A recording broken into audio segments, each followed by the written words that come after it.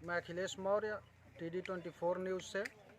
इस वक्त हम मौजूद हैं गाजीपुर ज़िले के मरदह ब्लॉक के गोविंदपुर किरत मठिया गांव में, जहां पर आइए देखते हैं यहां ऐसे ऐसे गरीबों की हालत जिन्हें देखने के बाद महसूस होता है वास्तविक भारत के ग्रामीण स्थिति का अंदाज़ा, जिसे हम जान पाते हैं कि आज भी भारत में जो गांव स्तरीय लोग हैं, जो गांवों में रहते हैं, गांव के गलियों में रहते हैं, मोहल्लों में रहते हैं, उनकी वास्तविक स्थिति आज भी क्या है, इसे देखने के बाद फेल हो जाते हैं वे सारे सरकार के दावे जिसमें कहा गया है कि हमारा देश बदल रहा है, विकास कर रहा है। ये सारे के सारे दावे इन स्थितियों को देखने के बाद फेल हो जाते हैं।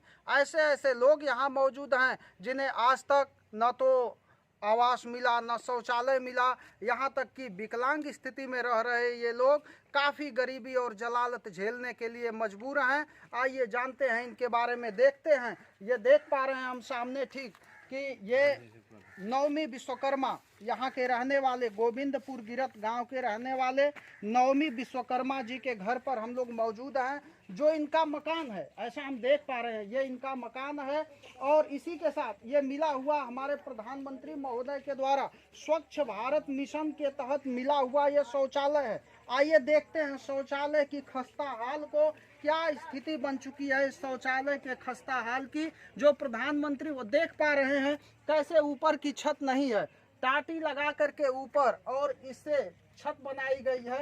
ये पर्दा लटका हुआ है जिसमें कि ये परिवार अपना जो है निवृत्त होने का जो है मजबूरी में प्रयास करता है, निवृत्त होने के लिए मजबूर है। ये स्थिति है यहाँ के शौचालय की। और इसके बाद ये हम देख पा रहे हैं कि किस तरह से झोपड़ियों में यहाँ के लोग और ये नवमी विश्वकर्मा जी का परिवार किस तरह से रहने के लिए मजबूर है। और यहाँ पर उपस्थित यहाँ के ग्राम सभा के लोग, आइए ये घर देख पा रहे हैं हम। आज की जो बारिश का समय चल रहा है, बारिश के समय में किस तरह से मजबूर हैं यहाँ के लोग रहने के लिए, इस हालात को हम देख पा रहे हैं कि यहाँ पर किस तरह से ये बांस के दीवारें बना करके और इस झोपड़ी में रहने के लिए मजबूर यहाँ के लोग बड़ी ही गरीब और दयनीय स्थिति को हम देख पा रहे हैं। आज भी फेल होते हैं वे सरकार के दावे जिसमें कहा गया है कि हम 2022 आते आते समस्त गरीबों को मकान मुहैया करा देंगे, सबको पक्के छत के नीचे कर देंगे। ये दावे पूरी तरह से फेल होते नजर आ रहे हैं। आज भी जो बातचीत में हमने पाया कि आज भी नवमी विश्वकर्मा के परिवार का कहीं भी आवास के मामले में नाम नहीं है, न ही कोई प्रयास हुआ है, न ही यहाँ के जनप्रतिनिधियों द्वारा प्रयास किया गया है, न ही किसी सरकारी कर्मचारी अधिकारी के द्वारा प्रयास किया गया है कि इस गरीब परिवार को मकान मुहैया कराया जाए। ये स्थिति हम देख पा रहे हैं। और आइए चलते हैं, परिवार के लोगों से बातचीत करते हैं और जानते हैं उनके हालात को। और आइए जानते हैं, ये दादाजी हैं, दादाजी से हम बातचीत करते हैं। दादाजी क्या नाम है आपका? कितनी उम्र होगी आपकी? आपका ये मकान है, यही मकान है, आप यहीं रहते हैं? आपको आवास आज तक कोई देने के लिए नहीं आया? प्रधान से आप कहे थे? आवास आपको नहीं मिला? और आपके बच्चे? अच्छा, विकलांग बच्चे हैं तीनों आपके? तो इस तरह से हम देख पा रहे हैं कि किस तरह से नवमी विश्वकर्मा जी 85 वर्ष की उम्र में किस तरह से गरीबी और जलालत को झेलते हुए इनका मकान है। देख पा रहे हैं किस तरह की झोपड़ी में रहने के लिए, छोटी सी झोपड़ी में रहने के लिए मजबूर है ये। और आइए जानते हैं इनके मकान को, हम देख पा रहे हैं कैमरे के द्वारा किस तरह से। और ये जो है इनके विकलांग बच्चे की ट्राईसाइकिल है। और इस तरह से इनके 3 बच्चे हैं, जो तीनों बच्चे विकलांग हैं। और आइए हम उन्हें, ये जहां हम मौजूद हैं नवमी विश्वकर्मा जी के बेटे हैं। आपका क्या नाम है? वीरेंद्र विश्वकर्मा। आप विकलांग हैं जी? अच्छा, और ये आपका मकान है? जी, हमें यही मकान है। आपको आवास नहीं मिला? नहीं। आप प्रधान या किसी अधिकारी के यहाँ गए थे? हाँ गए थे, आकर चेक करके चले गए, नहीं दिए तो हम क्या करें। अच्छा, मकान आपको नहीं मिल मिला पाया। और आपके बच्चे वगैरह? बच्चे 2 लड़के 2 लड़कियां हैं पढ़ते हैं? जी, सरकारी स्कूल में। अच्छा अच्छा, हाँ। चलिए ठीक है। तो माता जी और हैं कि नवमी विश्वकर्मा जी की जो पत्नी हैं ये भी विकलांग हैं और उनके तीनों बच्चे विकलांग हैं। बड़े बेटे रविंद्र विश्वकर्मा, उनसे छोटे बेटे वीरेंद्र विश्वकर्मा और उनसे छोटे बेटे नागेंद्र विश्वकर्मा, तीनों उनके बच्चे विकलांग हैं। उनके घर की हालात को हम देख पाए। ये उनकी पत्नी है माता जी जो ये भी विकलांग हैं।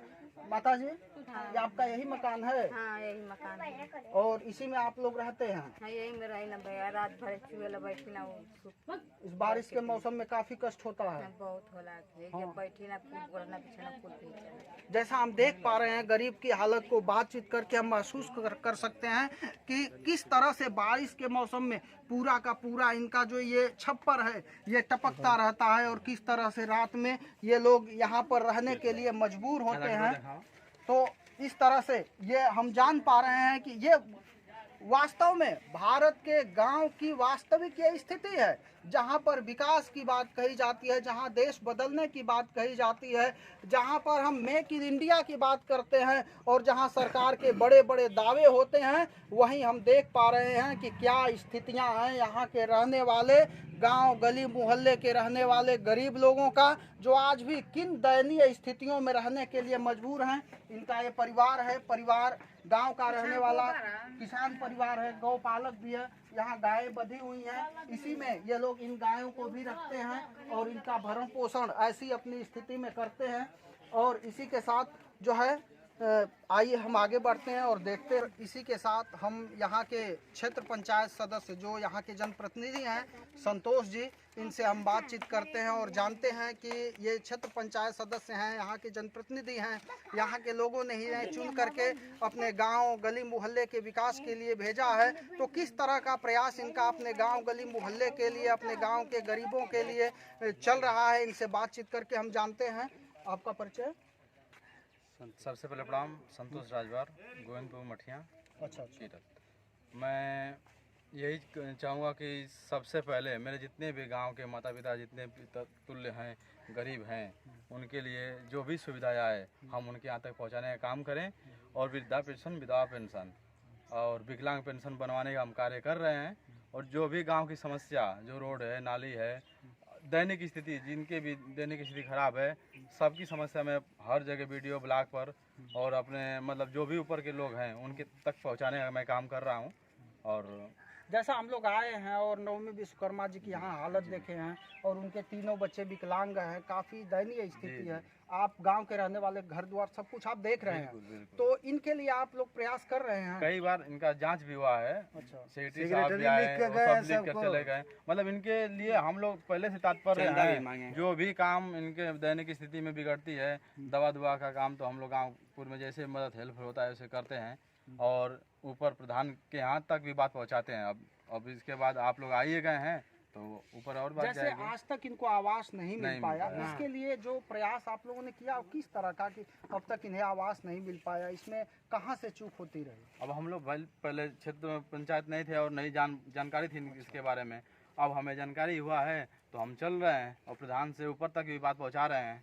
अच्छा, भाई आप प्रयास कर रहे हैं। जैसा हम देख पाए हैं अभी क्षेत्र पंचायत सदस्य संतोष जी हैं, संतोष राजभर जी से बातचीत करके, परिवार इतना गरीब है कि कभी अगर किसी की तबीयत खराब होती है तो यही गांव के लोग चंदा इकट्ठा करके दवा कराते हैं, या कोई ऐसी मुसीबत आती है या कोई ऐसी ज़रूरत आती है तो परिवार के पास इतने भी पैसे नहीं होते हैं कि वो अपनी ज़रूरत या अपनी मुसीबत को निपट सकें। गांव के लोग सहयोग करके, चंदा इकट्ठा करके इनका सहयोग करते हैं। तो हम अनुमान लगा सकते हैं कि फिर ये कैसे, किस तरह से अपना घर बनाएंगे, किस तरह से बच्चों को पढ़ाएंगे। ऐसी स्थिति के लिए यह ज़रूरी है कि जो हमारी सरकारें हैं, जो हमारे जनप्रतिनिधि हैं, जो हमारे कर्मचारी अधिकारी हैं, निश्चित रूप से इनका ख्याल करें और इनके लिए उचित व्यवस्था मुहैया कराने का प्रयास करें। ऐसा हम अपने चैनल के माध्यम से प्रयास करेंगे। इसी के साथ और आगे बढ़ते